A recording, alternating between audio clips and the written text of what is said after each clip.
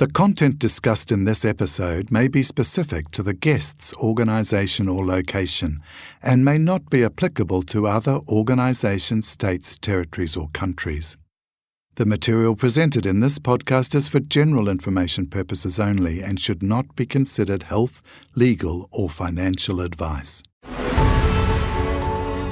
Medical administration is a rewarding profession, but it comes with challenges. So what is it like, and what should you do if confronted with a monumental administrative difficulty? This is the podcast that takes unfortunate scenarios and explores the essentials of clinical governance to find solutions. I'm Dr. David Rankin, a very experienced medical administrator and lead fellow with the Royal Australasian College of Medical Administrators. And this is Safeguarding Healthcare, the essentials of clinical governance.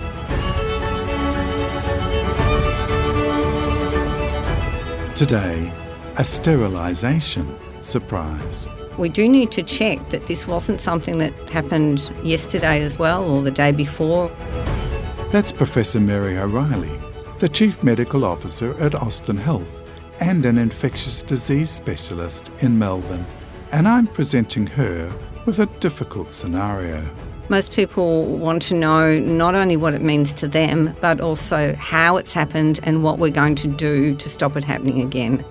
In today's scenario, a medical administrator receives a distressing call from the theatre unit manager, who says that it appears that several of the colonoscopes used in theatre this morning may not have been sterilised. The batch of colonoscopes did not complete the sterilisation process and were inadvertently returned to the clean scope cupboard. 4 of these scopes were then used before anyone realised the mistake. I asked Professor O'Reilly what issues the scenario raised. The scenario raises several issues. We'd always look at patient risk first, and the clinical risk needs to be assessed. Just to reassure people, it is likely that the risk for this scenario is actually extremely low, because if the scopes have been put back in the cupboard, that would suggest they've probably gone through part of the disinfection sterilisation process. So they've probably gone through the cleaning, and this actually does reduce the risk significantly. Having said that, then we actually do need to look at what has been done and what hasn't so that we can actually ascertain that risk. So that then helps tell us what we need to do in terms of the patients and what information we need to give the patients so that we can really outline what their risk is, if any. The second thing for me is really also about then our processes, because we should have processes in place for sterilisation and disinfection of equipment that should really stop this from happening. This is why we have very rigorous guidelines and rigorous processes for this. And so that we need to look at where our systems have broken down. So it's not so much about the individual in general, it's actually about our systems and procedures and processes. So we need to look at all of that as well. Other things that we need to think about then, depending on what other information we find, what else we might need to do. So part of this then is a lot of fact finding, which we need to find very quickly so we can work out what we need to do and do it in a very timely manner. And we also need to support our staff through this, as well as patients obviously being upset if something like this happens. Our staff are usually devastated, and we need to make sure that we support them so that they can keep on doing the work that we need them to do to continue working and, if possible, and keep our patients safe. Or if they're not able to work, we need to know that and support them through it. So what investigations would you undertake to see if there is a risk at all to the 4 patients that have had the procedure this morning? What we need to do, first of all, is to get all the key people involved. So often organisations might have what's called a safety huddle and try and get some preliminary facts and then work out what else we need and organise people to do that. So again, it depends on your organisation. If you're in a major metro or large regional, you will have an infection prevention control team as well as your theatre theatre team, and you need to involve them as well. The important thing is to make sure you've got the right people in the room who actually know or can find out what's actually happened. So the key things to start with are really what processing or reprocessing have we undertaken.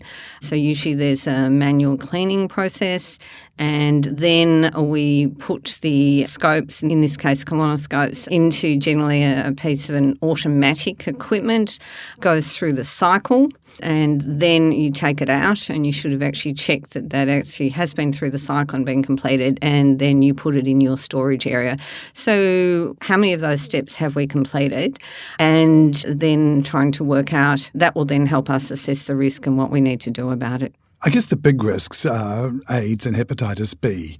Do you go back and do blood tests on the patients that initially had the scopes to see if they might have infected the scopes that weren't cleaned? It depends on the circumstances. So sometimes we do. If we'll say the scopes haven't been disinfected, then yes, we would do that. So we'd go back to the patients on the list to check that. And you also, depends, our scopes will be tracked. So we will know which of our scopes have been used on which patient. And that then assists in narrowing that down. And what you need to be doing in that case is actually also checking when you think your scope was last appropriately disinfected or sterilised. Because the scenario we have is we've identified that they weren't disinfected appropriately this morning, but we do need to check that this wasn't something that happened yesterday as well, or the day before, or whenever they were last used. And we need to go back and check patients prior to that. The reassuring information is that if, for example, we've cleaned them and not disinfected them, then the risk of bloodborne viruses is actually much lower than if you have a scope that hasn't been cleaned. And as you'd imagine, given the nature of colonoscopes, it would be generally visible if it hadn't been cleaned. So it's most likely that this has been cleaned, just not proceeded through the rest of the cycle. Also, remembering that these scopes are used inside the gut, then the risk is much lower of transmission of any bloodborne virus than if, for example, there was blood exposure. So that, yes, while there may be blood exposure during a colonoscopy, then the risk of that is much lower. And again, assessing that, you also look at the clinical indications and information that you have from the colonoscopy, or more to the point, you and I don't, but the relevant clinicians would look at that. But because these are also small numbers, so in that case, it's relatively easy to ask the patients who you wish to test to counsel them appropriately and to get their consent for bloodborne virus testing. And that provides a lot of reassurance, even if the risk is low, because that reassurance is really important. What about the 4 patients that had the scopes this morning? Do you tell them? Do you test them? How long do you keep an eye on them for? Again, like most things, yes, we do tell them. As to how long we keep an eye on for them, it depends. It depends what other information we find. But yes, we do tell them, and in our jurisdiction, that's referred to as open disclosure, which is actually being open and transparent with patients and family members about what has actually happened. And it's what's happened. Most people want to know not only what it means to them, but also how it's happened and what we're going to do to stop it happening again. So that we would, as soon as we have some provisional information, we would actually let the patients know, but we would also follow up with a more formal meeting when we have more information. In terms of the testing, we usually do offer the bloodborne virus testing, which would be hepatitis B and hepatitis C and HIV for peace of mind. But we do follow them up to make sure that they haven't acquired anything if we think it's a risk, and we explain to them what the risks are. There's a tricky issue of confidentiality. How much do you tell this morning's patients about the medical history of the patient who had the previous scope? These are small numbers, but it's really important to maintain privacy and confidentiality so that we actually tell them very limited information, and what information there is all aggregated so that you couldn't actually identify So we talk more general terms about what we need to do, the things that we need to test for and what we need to follow up. And it's really important also to explain that to the patients whom you're testing and also to patients who have potentially been affected so that you can make sure that you preserve their privacy. There's likely to be a dozen or so patients on the morning list and similar number on the afternoon list. Do you stop the endoscopy procedures for the day until this is sorted out? Again, it depends. So really, if we've worked out that, and obviously someone's had some preliminary looking into this before they've talked to us, what we'd normally do is stop the next case until we clarify that our current scope has been completely processed as it should have been, and we have documentation around that. So we would actually check that. If it's uncertain, then it would be stopped and you would delay or potentially cancel the list. We would delay initially because you may be able to clarify that. You should be able to clarify it fairly quickly and work out whether in fact we had, for example, one or two runs that weren't done correctly or what's actually happened. If you can't sort it out, then you will actually need to stop the list unless you have other scopes that you can use that have evidence that they've been through the process. So what happens if you investigate and find out that, in fact, the sterilising machine has been broken for some time? That's a really complicated situation because if it's been broken for some time, then you have a much bigger issue or potential issue. It depends on then what's broken, what's been the problem. But if we're saying that it wasn't maintaining high-level disinfection or sterilisation, then you have a potential risk for a much larger group of patients. It's important then to work out how long you think that is. So one of the things you can do is you can go back and check all your logs. You can check your servicing records, get as much information as you can so that you can try and work out how long that period of time is. Because then you're going to have to work out, and depending what the problem is, what the potential risk to the patients is and what you need to do about it. It's also important, I didn't mention earlier, that you let your jurisdiction know depending on your requirements. So for me, in Victoria, in Australia, that is Safer Care Victoria, and we would need to advise them that we had had this breach and provide them with the details, and we would have a conversation with them and discuss what our plans were. That's also really helpful if you're a small organisation and you need additional support. Even though the patient may not have been harmed? Even though the patient may not have been harmed, because if it's a significant issue, so for patients, this sort of thing, yes, we would actually discuss with Safer Care Victoria and certainly follow the process in terms of open disclosure.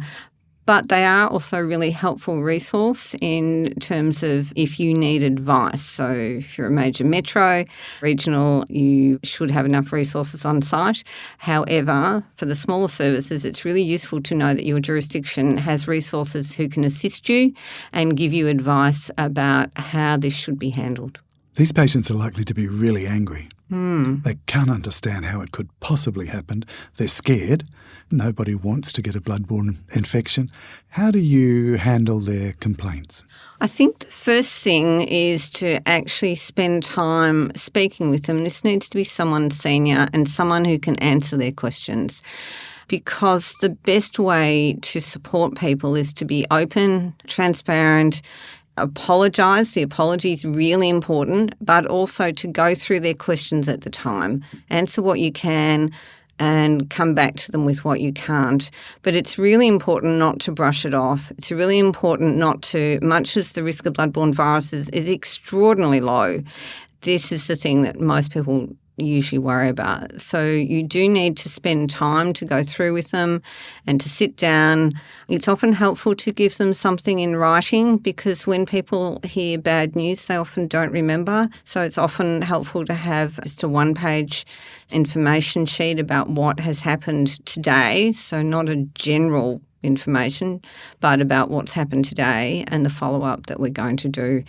It's also important to give them a contact person for follow-up, or if there's a family member that wants to seek clarification, for example, with their permission, of course. You may get follow-up complaints, and we follow those up with the usual process. But again, the most important thing is actually to look after people at the time. And often, in fact, then people actually won't complain. Like all things that go wrong, if you're open, communicate well, do the best you can, then that tends to work out better for definitely the patients, but also for the health service. I think the other thing is it's not about blaming people. So when we're looking into what's gone wrong, we need to look at the systems. Sometimes people ask, well, who was responsible for this? You know, which of the people that they may or may not have seen during their procedure. And it's not about that. It's actually about the systems, and we look into that to guarantee that you will give them the feedback about what you found and what you've done about it to stop it happening again. Putting something in writing exposes the organisation, I guess, that the letter will be presented in evidence. How much do you say in your initial letter of apology? I think you need to be factual, so you shouldn't speculate. And it really doesn't make any difference. If you look at the literature in terms of good communication actually reduces legal action. So clinicians and probably health services often worry about what you put in writing, but it doesn't actually matter whether we put in legally, whether we put in writing to the patient or tell them verbally at all. In fact, I think you're right that often people worry about that, and often part of then our role is to reassure them that this is actually the best thing to do, and to actually give somebody the piece of paper so that they can read it again and reassure themselves about what you have actually said, I think is actually helpful. At the end of the investigation, do you write to the people involved and tell them your outcomes? So in that first scenario where we've undertaken open disclosure and, well, at this stage you and I don't know what the risk is, but whatever it is, then we will write to them and follow it up, and also offer them the opportunity to speak with someone, because this is something that they may want to ask questions about. It may not be something that a letter is going to explain to them, either clearly or to their satisfaction. It is important when you write that letter that you actually have assistance from perhaps your communications team in terms of how to write it, or perhaps your consumer feedback team, to make sure that it is actually clear and understandable and doesn't have medical jargon in it. Now, some people actually don't want to hear from you, and that's important that if they've said that, then you need to check with, your records about who you're writing to as well. But yeah, we do actually write to them. If it's determined, as sometimes happens with issues, that in fact there's not a risk, then in fact, it depends. If you haven't said anything to start with because it's determined that we thought we had a problem, turns out we didn't, then we don't actually tell them, because that gives unnecessary worry. But if you've identified that you do have a problem, yes, we tell them and we follow it up. In the Australian context, the insurer is always interested in these type of things. When do you tell the insurer? What do you tell them? We tell our insurers early, so that you need some initial information, because you shouldn't ring up your insurer and say, we may have a problem, we're not sure. So you do need to actually have some information. Now, it depends on your setting as to whether it goes through your legal counsel and your legal counsel tell your insurer, or it may be that you're telling your insurer, but we tell them early. All insurers want to know about things early. In general, in my jurisdiction, is they open a file and then they wait for further feedback from us. So they sit in the background. They actually can provide support if you need it. Again, it depends on your setting. We, for this sort of thing, wouldn't be having to use them for support, and we would use, if you needed to, in Victoria, use Safer Care. As we said earlier, the patients are likely to be quite upset, and their relatives or caregivers will be upset as well. They may well go to the media. It's a good, juicy story, looks good on the headlines. How do you manage that? Okay, that's not unexpected, and you should be prepared for that. So as part of what we do, as part of our initial investigation after the safety huddles, we'd also let our communications team know. And so our comms team might prepare a holding statement, and they would also let the Department of Health comms team know, and then we keep them updated so that everybody's clear, because often, as we all know, that these things can be of interest, and it's important that we have some facts to actually release, because otherwise you can have the broader community who've ever had a colonoscope with you, or perhaps not with you, perhaps down the road, very, very worried. So it's important that you actually are able to manage that so you don't have unnecessary anxiety from a whole lot of people who don't need to be concerned. And also to, maintain trust in the system.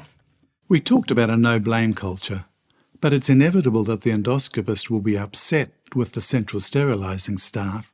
The nurses in theatre will be cross that someone else messed up.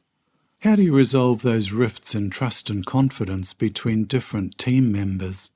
It's a really important issue because if you have teams that are blaming each other for anything, in this case it's a sterilisation breach, we know that teams that are not working together don't function as well together and that patient outcomes are worse. So our staff have a really poor experience. Patients potentially are at higher risk if teams are not cohesive. Part of this is building a strong culture before anything goes wrong, and it's also having the culture of reporting incidents, minor incidents that we have, and having a no-blame culture when you're investigating them so that the staff trust that. I think it's really important in a senior role also that if there's any issues with this, that they're addressed immediately. So for us, because this is multidisciplinary, we would have our chief nursing officer or delegate also aware and involved, and obviously the operational team. But it's really important that any poor behaviour is called immediately and that staff are offered support because it's really unhelpful. No healthcare worker comes to work to do harm. These are human errors in general. To some extent, the systems often contribute, so it's important that we address those systems, but that it's really important that we don't accept poor behaviour in all of this, and particularly stressful times, you're more likely to get poor behaviour, and that's really important that that is watched for and actively addressed immediately so that we don't have what are often referred to as the secondary victims of an incident. Looking back in 3 months' time, how can you be sure that you've put in place systems that will stop this happening again and that you've been able to work through the tensions? Good question. So the first thing to say is as part of this, earlier than 3 months, we do a full incident review. So it's a very thorough review, which is a multidisciplinary review, and that's a very formal process. For something like this, we would have an external expert from another health service come in to assist.